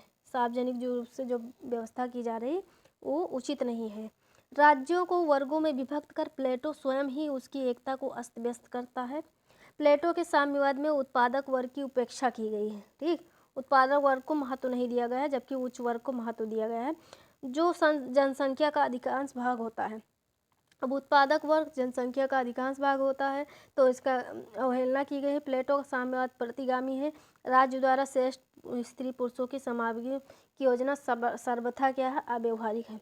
जो स्त्री पुरुष का यौन संबंध बताया गया है वो पूरा तरीके से अव्यवहारिक है। यहाँ पे सार्वजनिक जो संबंध बताया गया है। ठीक, तो आधुनिक साम्यवाद और प्लेटो के साम्यवाद में समानता क्या है, कुछ असमानताएं थी, आलोचना की गई थी। अब समानता क्या है, दोनों व्यक्ति की तुलना में समाज और राज्य को महत्वपूर्ण स्थान देते हैं।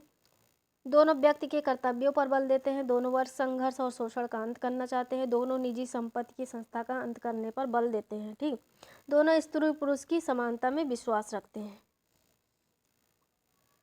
अब प्लेटो का आदर्श राज्य क्या है, कैसा है, हम देखते हैं। प्लेटो का आदर्श राज्य कैसा होना चाहिए। प्लेटो ने अपने आदर्श राज्य की केवल कल्पना ही की, उसका व्यवहारिक रूप नहीं दिया। राज्य और व्यक्ति का संबंध जीवाणु और जीव जैसा बताया है कि राज्य और व्यक्ति का संबंध कैसा है, जीवाणु और जीव जैसा है। राज्य क्या है, मानव मस्तिष्क का विराट रूप है। जो मानव मस्तिष्क में गुण और विशेषताएं कम मात्रा में पाई जाती है, वही बृहद रूप में जो है बड़े रूप में राज्य में पाई जाती हैं। मनुष्य की आत्मा के 3 तत्व हैं, विवेक, शौर्य और तीसरा आदर्श राज्य का निर्माण करते हैं। तो जो विवेक, शौर्य और तीसरा है दार्शनिक वर्ग, सैनिक वर्ग और उत्पादक वर्ग। ठीक, ये मानव आत्मा के 3 तत्व हैं जो आदर्श राज्य का निर्माण करते हैं। तो पहले हम देखते हैं आर्थिक तत्व या उत्पादक वर्ग। क्या है? फर्स्ट, ये प्रारंभिक आधार है। तो आर्थिक तत्व है जो उत्पादक वर्ग है, राज्य का प्रारंभिक आधार है। जहाँ की अर्थव्यवस्था अच्छी होगी वहाँ का राज्य अच्छा होगा, राज्य अच्छा होगा तो वहाँ की प्रजा खुशहाल होगी। तो आर्थिक, जब आर्थिक अवस्था मजबूत होगी तो सब अच्छा होगा। तो मनुष्य अपनी आवश्यकता को अकेले प्राप्त नहीं कर सकता, इसलिए श्रम विभाजन तथा कार्य विशेषीकरण से प्राप्त करता है। तो प्रारंभिक आधार ये है। यहाँ पे क्या कहा जाए, मनुष्य अपनी आवश्यकता को अकेले नहीं प्राप्त कर सकता, सबके मतलब सबके साथ से सब कुछ प्राप्त किया जा सकता है। तो आर्थिक संघों का निर्माण एक व्यक्ति का एक कार्य सिद्धांत व्यापक हो सकता है, जिसके द्वारा सेवा के आदान प्रदान की व्यवस्था ज़्यादा महत्वपूर्ण हो जाती है। सेवा के आदान प्रदान से ही सबकी आवश्यकताएं पूरी होती हैं। तो ये पहला तत्व हो गया। दूसरा होगा सैनिक वर्ग या सैनिक तत्व हो गया सैनिक वर्ग। राज्य निर्माण का दूसरा महत्वपूर्ण तत्व है। तो क्या है? आवश्यकता में वृद्धि। यहाँ पे आवश्यकता है, आवश्यकता में वृद्धि के साथ साथ राज्य को अधिक भूभाग की आवश्यकता होती है, सैनिक वर्ग की आवश्यकता पड़ती है, राज्य की सुरक्षा के लिए सैनिक की आवश्यकता पड़ती है, तरह तरह की बहुत सी ऐसी आवश्यकताएं पड़ती है सैनिक वर्ग की। युद्ध के लिए सैनिक की आवश्यकता पड़ती है। दार्शनिक, तीसरा क्या है? दार्शनिक तत्व। तो ये सैनिक वह अलग अलग तरीके से राज्य को सुरक्षित करने का काम करते हैं। तीसरा तत्व है दार्शनिक तत्व या शासक वर्ग। ये तीसरा आधार है आदर्श राज्य निर्माण का, जिनका संबंध आत्मा के विवेक या बुद्धि से है। ठीक, तो जिसमें ज़्यादा विवेक या बुद्धि होगी वो क्या होगा? राजा बनेगा। राज्य के रक्षकों में विवेक का गुण होना अनिवार्य है। जो राज्य का रक्षक होगा, जो राजा होगा, उसमें क्या होना चाहिए? वो ज्ञानी होना चाहिए राजा, क्योंकि ज्ञानी राजा ही सर्वोत्तम क्या है? शासन कर सकता है। क्योंकि उस समय एथेंस में बहुत ही खराब शासन व्यवस्था थी, इसलिए प्लेटो कहते हैं कि जो शासक होगा वो सद्गुण होना चाहिए, वो ज्ञान का भंडार होना चाहिए, उसमें ज्ञानी होना चाहिए, अज्ञानी नहीं होना चाहिए। इसीलिए कहते हैं कि जो राज्य का रक्षक होगा उसमें विवेक का गुण होना अनिवार्य है। ठीक, सैनिक योद्धा में सामान्यतः विवेक का यह गुण मिलता है। लेकिन अब ये कह रहे हैं सैनिक योद्धा, जो सैनिक हैं, जो अभिभावक वर्ग या संरक्षक वर्ग है, उसमें सैनिक वर्ग और शासक वर्ग दोनों आते हैं। लेकिन इसमें कहा गया है कि जो सैनिक योद्धा हैं उनमें समानता या विवेक या गुण मिलता है राजा का, लेकिन यह पूर्ण रूप में नहीं है, या विशेष रूप से या पूर्ण रूप में किसमें मिलता है? शासक वर्ग में ही पाया जाता है, राजा में ही पाया जाता है संरक्षक वर्ग। तो संरक्षक वर्ग के दो प्रकार है, जैसा कि हमने बताया, एक सहायक या सैनिक वर्ग, दूसरा दार्शनिक या संरक्षक वर्ग। ठीक, तो प्लेटो के अब नेक्स्ट है प्लेटो के दार्शनिक शासक संबंधी विचार। इनका दार्शनिक राजा कैसा होगा? रिपब्लिक में न्याय युक्त आदर्श राज्य में शासन की बागडोर सद्गुणी ज्ञान से संपन्न दार्शनिक वर्ग को सौंपता है। ये कह रहे हैं कि राजा वही होगा जो सद्गुण संपन्न होगा, जिसमें विवेक का कोई भी कमी नहीं होगी, ज्ञानी होगा, क्योंकि वहाँ उस समय जो एथेंस में सरकार थी, शासन व्यवस्था थी, वो बहुत ही बेकार थी। इसीलिए कह रहे हैं कि ऐसा राजा हो जो ज्ञानी हो, सद्गुणी हो, जो राज्य को अच्छे से चला सके, तो जिसमें विवेक का भंडार पाया जाए, ज्ञान का भंडार पाया जाए, वही क्या है? शासन, राज्य में शासन की बागडोर संभाले। तो ये रिपब्लिक में इसका वर्णन करते हैं। यूनानी नगर राज्यों में दोष क्या था? उस समय शासकों के अज्ञान से उत्पन्न अयोग्यताएं थी। सद्गुण ही ज्ञान है, ये विचार इन्होंने अपने गुरु सुकरात से लिया। केवल तथ्यों की जानकारी या नहीं होनी चाहिए। कह रहे हैं केवल तथ्यों की जानकारी होना पर्याप्त नहीं है, अपितु इसके तथ्यों के पीछे के सत्य को जानना भी जरूरी है, और उसमें पूर्ण आस्था रखना ही ज्ञान कहलाता है। ठीक, केवल हमें तथ्यों की जानकारी ही नहीं करनी चाहिए, बल्कि उसके तथ्य के पीछे क्या राज है, उसके पीछे के सत्य को जानना, उसमें पूर्ण आस्था रखना ही ज्ञान है। ठीक, तो यहाँ पे सद्गुण क्या है? सद्गुण में क्या क्या शामिल है, सब कुछ आ जाता है। ज्ञान, विवेक, संयम, सत्य, न्याय, दूरदर्शिता, कर्तव्य निष्ठा, ईमानदारी, दयालुता के गुणों से युक्त, इसमें सब गुण पाए जाएं वही सद्गुण कहलाता है। प्लेटो के दार्शनिक शासक की आलोचना भी की गई है। प्लेटो दार्शनिक शासक को असीमित शक्तियां सौंपता है, जिससे क्या है, राजा निरंकुश हो जाता है। उस पर जब कोई नियम बंधन कानून नहीं है तो क्या असीमित हो जाता है, असीमित शक्तियाँ दी जाती हैं तो निरंकुश हो जाता है, मनमाना व्यवहार करने लगता है। प्लेटो को महान दार्शनिक शासक मिलना अरस्तू के अनुसार अव्यवहारिक है, कि जैसे ये कह रहे हैं महान व्यवहारिक, इसमें ये सारे गुण होने चाहिए, तो ये कह रहे हैं अरस्तू ऐसा जो दार्शनिक शासक ये ढूंढ रहे हैं ये तो अव्यवहारिक है, इसको व्यवहार रूप में लागू नहीं किया जा सकता। प्लेटो की विधि की अपेक्षा ज्ञान को अधिक महत्व देते हैं। ये क्या कह रहे हैं, कानून को महत्व ना देकर ज्ञान को महत्व दे रहे हैं, जो उचित नहीं है। प्लेटो की अवस्था जो प्लेटो की जो अवधारणा है क्या है, जनतंत्र विरोधी है। तो इनकी अवधारणा जनतंत्र विरोधी है।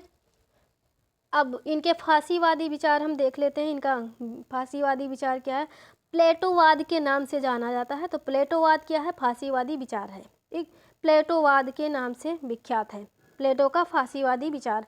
तो दार्शनिक शासक को असीमित शक्तियां प्रदान करता है, जिससे शासक जो निरंकुश हो जाता है। व्यक्ति की तुलना में राज्य पर बल देते हुए श्राव्ययी एकता का समर्थन किया है। राज्य द्वारा नियंत्रित शिक्षा का समर्थन किया है। राज्य क्या होगा, राज्य द्वारा शिक्षा प्रदान की जाएगी। लोकतंत्र को सबसे भ्रष्ट माना, क्योंकि लोकतंत्र की शासन व्यवस्था में इनके जो गुरु सुकरात थे उनको मृत्युदंड दिया गया था। तो इसीलिए अपने जो गुरु थे सुकरात उनका समर्थन करते हैं। तो ये भी क्या है, लोकतंत्र से बहुत घृणा करने लगते हैं और सबसे भ्रष्ट शासन व्यवस्था मानते हैं। सबसे भ्रष्ट शासन क्या है, लोकतंत्र, ठीक। तो आधुनिक फांसीवाद और प्लेटो के फांसीवाद में क्या समानताएं हैं, समानताएं पहले हम देखते हैं फिर असमानताएं। राज्य की सर्वोच्चता, व्यक्ति की स्वतंत्रता की बात नहीं की गई है। राज्य को ज़्यादा महत्व दिया गया, व्यक्ति का महत्व ही नहीं है, ठीक। राज्य के हित के लिए व्यक्ति के हितों की आहुति देने को उचित ठहरा है, कि राज्य के हित के लिए व्यक्ति अपने हित को, अपने जो उसका जो हित है जो होना चाहिए उसकी आहुति दे दे, बलिदान कर दे। अब प्लेटो ने दार्शनिक राजा के निरंकुश नेतृत्व को स्वीकार किया है। राजा को असीमित शक्तियाँ दी है, राजा मनमाना हो सकता है, उस पर किसी प्रकार का कोई भी बंधन नहीं लगाया जाएगा। प्लेटो ने दार्शनिक राजा के निरंकुश नेतृत्व को स्वीकार किया है। प्लेटो और फांसीवाद दोनों का कुलीन तंत्र में विश्वास हो, मनुष्य के कर्तव्यों का उल्लेख है, अधिकारों को नहीं उल्लेख है, ठीक। मतलब मनुष्य के व्यक्ति का कर्तव्यों की बात की गई है लेकिन अधिकारों की बात नहीं की गई है। शिक्षा राज्य द्वारा संचालित होगी, उद्देश्य क्या होगा, नेतृत्व की शिक्षा देना होगा। तो राज्य द्वारा संचालित शिक्षा होगी, उसका उद्देश्य नेतृत्व की शिक्षा देना। दोनों विचारधाराओं के युग में राज्य का सर्वोत्तम स्थान होगा। यद्यपि राज्यों का स्वरूप अलग अलग उस समय था, अवश्य था, लेकिन प्लेटो के समय नगर राज्य थे।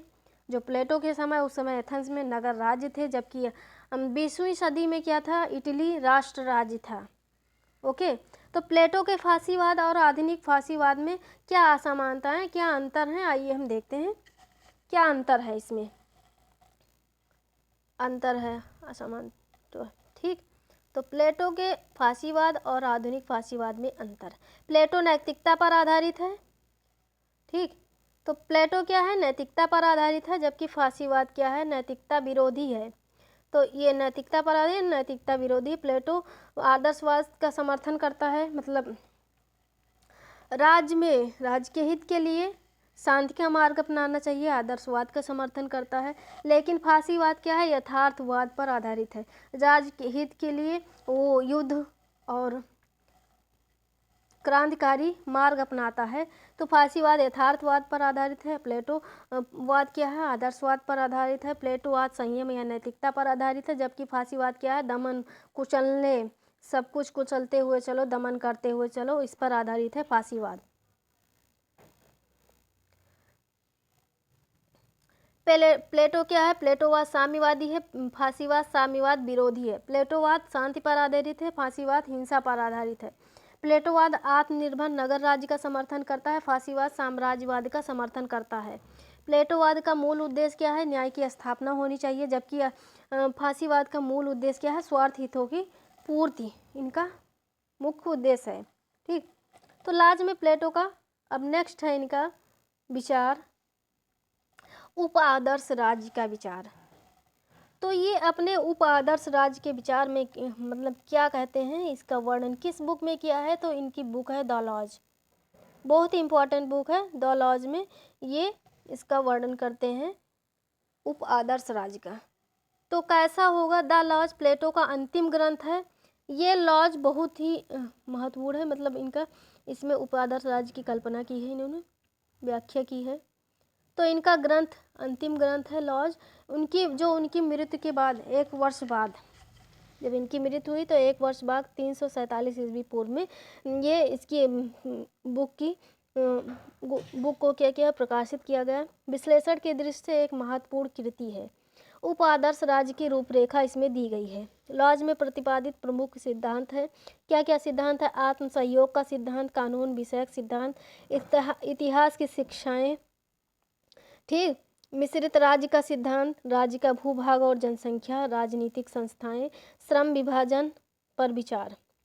अब हम धीरे धीरे इसको आगे समझते हैं। आत्म सहयोग का सिद्धांत इसमें दिया गया। कानून विषयक सिद्धांत, कानून की बात की गई है, जबकि आदर्श राज्य में कानून की अवहेलना की गई है। ठीक, तो यहाँ कानून को महत्व दिया गया। इतिहास की शिक्षाएं, अब ये कहते हैं इतिहास से हमें शिक्षाएं ग्रहण की जाती हैं कि कैसे एथेंस जैसे अज्ञानी जो शासकों का उस समय, अब ये जो इतिहास की शिक्षाएं हैं ये कहते हैं, इतिहास का उदाहरण देते हुए कहते हैं कि राज्यों के जो आत्म संयम ना रहने और सत्ता के एक व्यक्ति के हाथ में केंद्रित हो जाने से, ठीक, केंद्रित हो जाने से क्या है कि गोज और फेमिना उस समय जो राज्य थे उनका पतन हो जाता है, क्योंकि उस समय बहुत ही शासन व्यवस्था उथल पुथल थी। तो इस प्रकार से वहाँ लोकतंत्र में जो अभाव था ज्ञानी शासक का, तो इस प्रकार से उसका पतन हो जाता है। तो वहाँ से हमें शिक्षा ग्रहण करनी चाहिए कि हमारा राज्य कैसा होगा। तो मिश्रित राज्य का सिद्धांत दिया है, जिसमें राजा और प्रजा, धनी और निर्धन, बुद्धिमानी और शक्तिशाली सभी व्यक्तियों और सभी वर्गों का सहयोग आवश्यक है। राज्य की भूभाग और जनसंख्या कैसी होनी चाहिए, ये सभी राजनीतिक संस्थाएं, श्रम विभाजन पर, इन सब पर विचार किया गया। तो ये सब प्रमुख सिद्धांत है लॉज में। तो आगे हम देखते हैं अब अभी और है, ठीक, शासन व्यवस्था पर राज्य चलाने के लिए। अब यहाँ हम देखते हैं शासन व्यवस्था कैसी होगी। तो शासन व्यवस्था हमारी जो इनका उप आदर्श राज्य है प्लेटो का, तो राज्य चलाने के लिए एक साधारण सभा होगी, जैसे राज्यसभा, ठीक, नहीं जैसे यहाँ संसद हो गया वैसे यहाँ राज्यसभा हो गई, साधारण सभा हो गई, ठीक।